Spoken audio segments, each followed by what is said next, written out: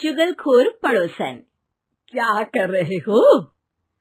छत पे जाके अखबार पढ़ूंगा। बस यही करो। तुम्हें पता भी है कि बहू क्या गुल खिला रही है? उसने नया फेसबुक अकाउंट बना लिया है। रोज 10 फोटो डालती है। हमारे परिवार की तो नाक कटवा देगी ये। और तुमको ये बात कैसे पता चली? अरे पड़ोसन ने बताया। उसकी बहू भी फेसबुक पर है ना, तो उसको पता चल गया। हाँ हाँ, जैसे तुम तो बहुत भोली हो। पड़ोसन रोज सास को उसकी बहू के नाम पर भड़काती थी। आज तो आपकी बहू कह रही थी मुझसे आके कि आप दिन भर खाती रहती है, खा खा के घटोत्कच हो गई है। क्या? उसने मुझे घटोत्कच बोला? अरे वो खुद ना कटी सुपर्णखा है। आप कह रही हो तो सही होगा, लेकिन आप उसको बताना मत कि मैं ये सारी खबरें आपको देती हूँ। शाम को जब बहू पड़ोसन के पास जाती है, आज तो तेरी सास तुझे सुपर्णखा कह रही थी, कल ताड़का भी कह देगी। पता नहीं इतनी अच्छी बहू मिली है, फिर भी वो तुझे राक्षसनी क्यों समझती है? आप कितनी अच्छी हैं। आप मेरी सास की हर बात मुझे बता देती हो, वरना मुझे पता ही नहीं चलता कि वो मेरी पीठ के पीछे इतनी बुरी बात करती है। चालाक पड़ोसन रोज ही दोनों सास बहू के सामने उन दोनों की ही बुराई करती और चुगली करके बातें बता देती, ताकि दोनों में हमेशा लड़ाई होती रहे।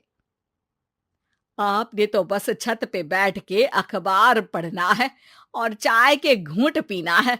बहू की वजह से मुझे तो जहर के घूंट पीने पड़ रहे हैं। कल वो मुझे मोटी घटोत्कच बोल रही थी। तो तुम भी तो उसको नाक कटी सुपर्णखा बोल देती ना। हाँ हाँ, वही बोल दिया मैंने उसे। आप मुझे कितना समझते हो।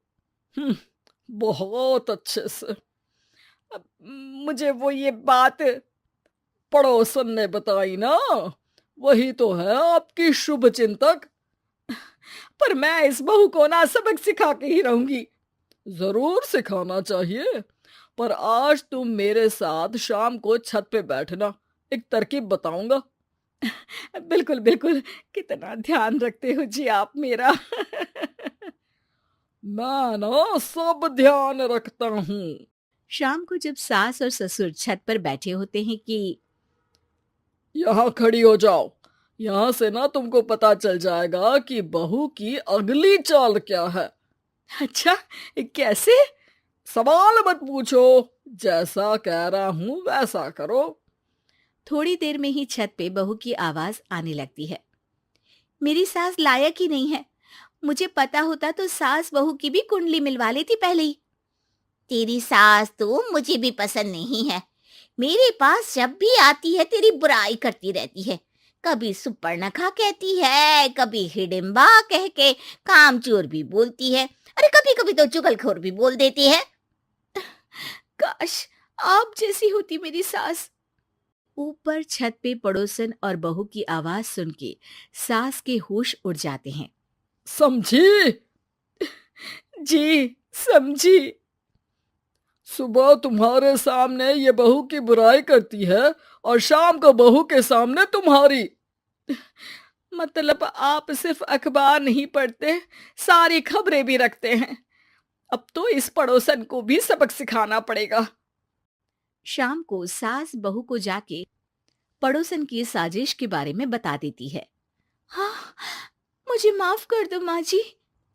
तुम भी अपनी माँ जी को माफ कर दो, इन्होंने भी तो तुमको बहुत कुछ कहा है। अरे बस बस, अब ये सोचो कि पड़ोसन को सीधे कैसे करना है। अगले दिन सुबह पड़ोसन सास का इंतजार कर रही होती है, लेकिन वो देखती है कि वहां सास और बहू एक साथ आ जाते हैं। अरे अरे, आज दोनों एक साथ। हाँ, सोचा कि बहू की पीठ पीछे बुराई करने से क्या फायदा, मुंह पे ही बोलती हूँ मैं। हाँ, मैंने भी सोचा आपको 2 बार मेहनत करनी पड़ती है, एक ही बार में काम खत्म कर लोगी। हैं? वो मैं आप लोगों को कैसे पता चला? क्योंकि ऊपर वाला सब देख रहा है। पड़ोसन ऊपर देखती है, वहां ससुर खड़े होकर हंस रहे होते हैं। मतलब आप हमारी बातें सुन लेते थे? हाँ, सुन लेता था और मजे भी लेता था। आपको तो शकुनी होना चाहिए। क्या चाल खेली है आपने, एकदम सास बहू के सीरियल जैसी। तो बताओ पड़ोसन जी, मेरी बहू ने आपसे अब मेरे बारे में क्या बोला? यही बोला कि सास बहुत अच्छी है, बहुत ध्यान रखती है। अच्छा, और सास ने मेरी क्या बुराई की? नहीं ना की बुराई, हमेशा तारीफ करती है। भगवान सबको ऐसी सास दे। मेरी गलती है जो मैंने आप लोगों में आग लगाने की कोशिश की। पर छत पे लगा हुआ सीसीटीवी यानी कि शर्मा जी सब देख रहे थे। हाँ जी, मुझे माफ कर दीजिए। माफ क्या? आपको तो अब हम साफ ही कर देंगे अपने वालों की लिस्ट से। आज से आपकी और हमारी बात बंद, लेकिन बुराई जारी रहेगी। अब आपकी हरकत के बारे में पूरे मोहल्ले को बताना तो पड़ेगा ना आंटी जी।